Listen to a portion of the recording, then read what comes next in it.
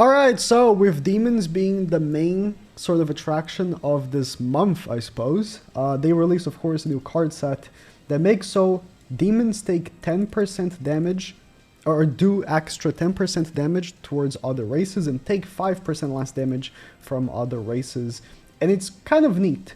The problem I have with card sets, and the reason why I'm actually making a video on just the card set in general, we're going to be using my favorite demon team right now. The problem they have with card sets, right, is that card sets take so much fodder to level up. It's insane. Like, to level up a 5 set card set, it's like an arm and a leg. It's so expensive, especially if you're leveling up multiple card sets. So you need to pick and choose which ones you actually want to level up. And again, that is why I'm even bothering making a video on it, because like, is this card set worth it? I think 10% damage increase is neat, but one also big issue is that it doesn't work against other races. Oh, sorry, it only works against other races. I just woke up. I'm words hard. Only works against other races, and honestly, demons are kind of prevalent right now. I want to say that a lot of my matches are against demons currently because everyone's trying on Starossa. So the card set becomes kind of a waste. And let's do this.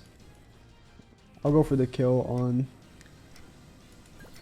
you and you. The card set becomes kind of a waste.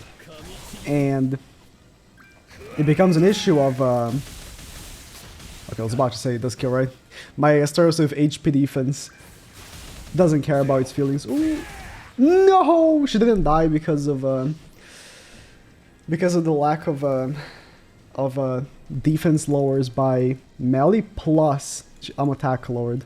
You see, the extra 10% damage wasn't enough. It did not allow us to kill. Attack lowering is too strong. Plus her stats are very high with the Zelges and stuff like that. Oh yeah, if only Starossa had 5 weapons. That's true. If only Starossa had 5 weapons. No. Actually would have killed. But yeah, 10% is not the biggest number. And one thing is, right? The way damage reduction and damage increase works in Grand Cross, it's not like other games, right? Like if you play Dokkan, when you use a Whis and you get 40% damage reduction, are you serious? Yeah, the damage increase is not the most. And you get 40% damage reduction, it really matters. Like, it really matters. But when you have a 40% damage reduction with Grand Cross, I don't think it matters that much. Like, it does. When you have, like, Trigger Malley's full passive, you do, you know, feel tankier. But damage increase, damage reduction in this game work weirdly with the stats. And although I did level up this card set, I don't think it's that much better than just having your highest CC cards already available. And again, that's a big issue with card sets, right? If I go back into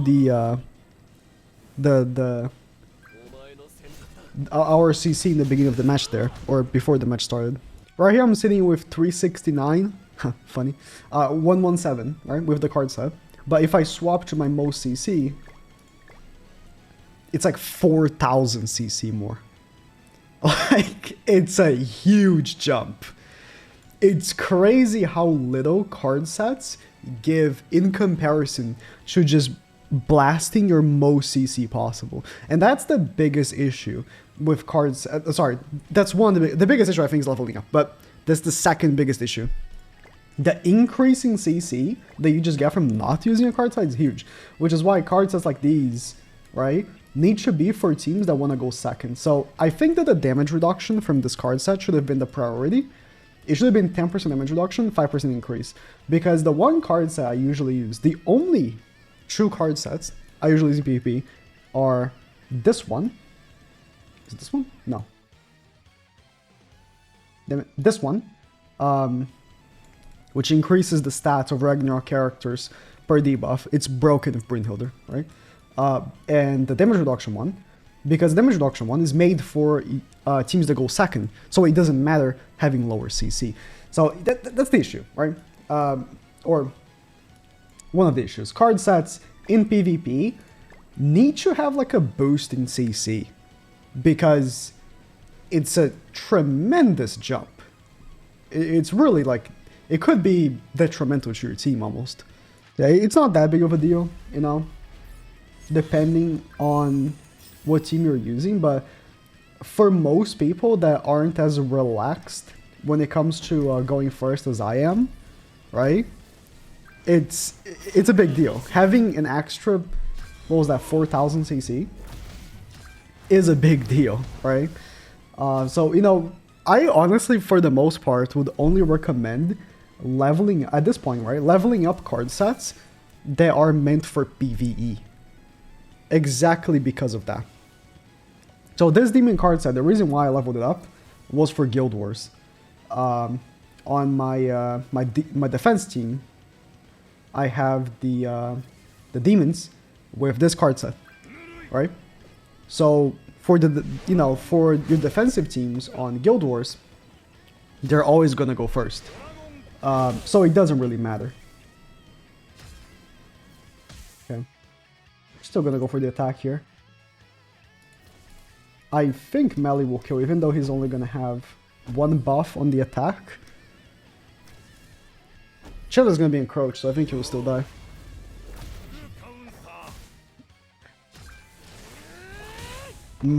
It's just encroachment is too strong.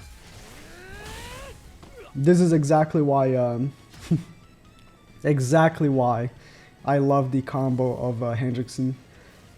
I feel like I'm used to seeing higher numbers though.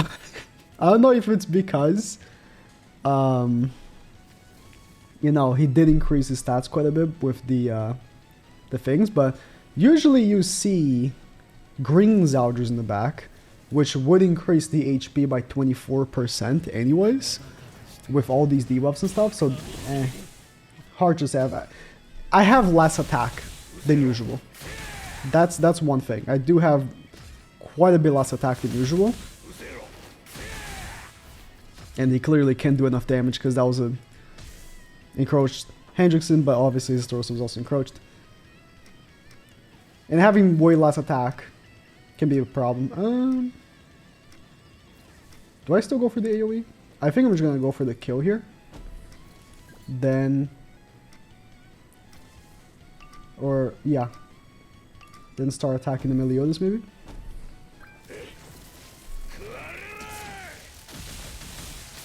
The blue's out, you know, is lowering our attack as well. So that's also a factor. I don't think Estarossa kills yet. Only one darkness. Maybe if it was attack crit Estarossa, it would kill. I mean, the damage increase plus an attack crit Estarossa might be better than my HP defense Estarossa with the damage increase, because, you know, the good damage dodges. The effect, you know, extrapolates more with a higher attack Estarossa, of course. Let's go with this.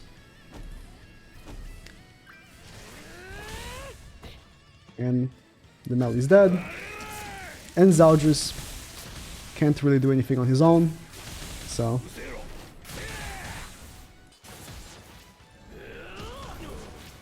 Good, good. Can you believe people are saying that I'm lying that Zaldrus doesn't crit? I have eyeballs. I've been, you know, using him. This man only crits if the enemy is encroached, plus melee is lowering their crit resistance. I swear. I swear. Would it have been true busted if Zaldrus was minus 18% attack related stats? It would. Attack related stats, it would be way too strong if it was, you know, instead of regular attack. I think minus 18% regular attack is pretty good. It's like Ominous Nebulous Zaldrus is a good unit. It's just disappointing. You know? It's like, Imagine if Trader Meliodas was a back unit, but he was super OP, right? You wouldn't be too upset because he's a good unit, but you would still be disappointed because you would want to use Trader Meliodas, right? We got an enemy Zell. Okay, he's using the probably the best Zeldris team, but he knows he can't win if he goes second. So, like Brynhildr lowering attack release by 15% in combination with the End's Holy Relic actually is way too busted right now. It's like, I think Brynhildr with Ludo and Sigurd, which was her best team before the end now, was a pretty top tier team, but it wasn't the best team. It was the best team for your AI team on top 100, right? But it wasn't, I wouldn't say, the best team for PvP, because a lot of times you would still lose to Ultra Rush. But now it's like, you can't even be one-shot by Trader Melee Ultimate. It's a different game now. That team is very OP. Can I play the game? A Bond. Surely he won't just quit. He wants to go second. Okay. Let's do... He might have dodge food, so I might start with Melee's attack. Because I want to apply as many debuffs as possible. He does not have, okay. I want to apply as many debuffs as possible because, you know.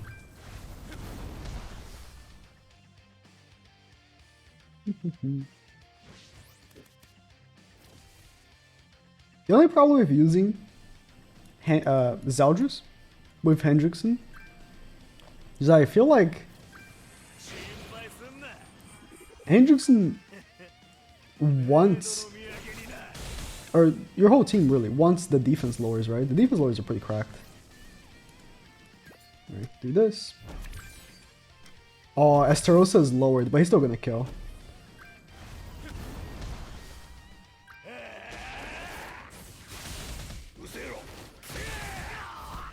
Even lowered by Terry.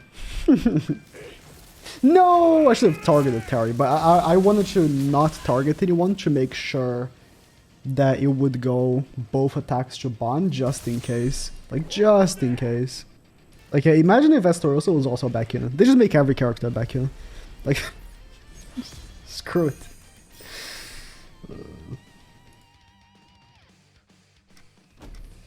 But he might... I didn't see how much CC they had, so I'm just gonna do this. Usually you would want to attack first with Hendrickson to proc the Zeldris passive in the back.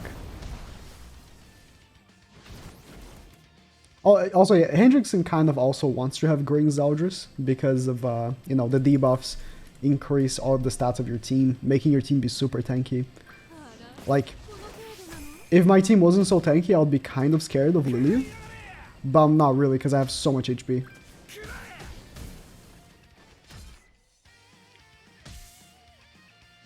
Like, let me see how my max HP here.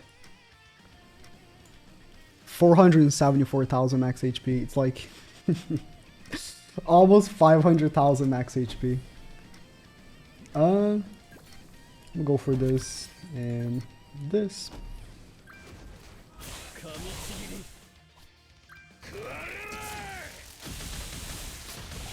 The crits. So yeah, I mean, the Zeroing card set is good, I guess. You're almost not gonna see a difference. I feel like card sets need to be have a much stronger effect. Like the Ragnarok card set has a pretty strong effect of increasing your basic stats by quite a bit. And I feel like this one doesn't compare to it. Maybe because it's less conditional. But it still only works against non-demons. So, I don't know. I don't know if I recommend leveling it up. I'll probably recommend leveling up the Ragnarok one if you can do it. And maybe saving to level up the dogs one for eventually when you tackle dogs. Because that card set might end up being crucial. We're going to be testing that card set in a bit, by the way. But mine won't be leveled up because I just wasted all my fodder leveling up this one, and I have nothing left. So I'll still use the card set. I just won't get barely any stat increase from it, unfortunately.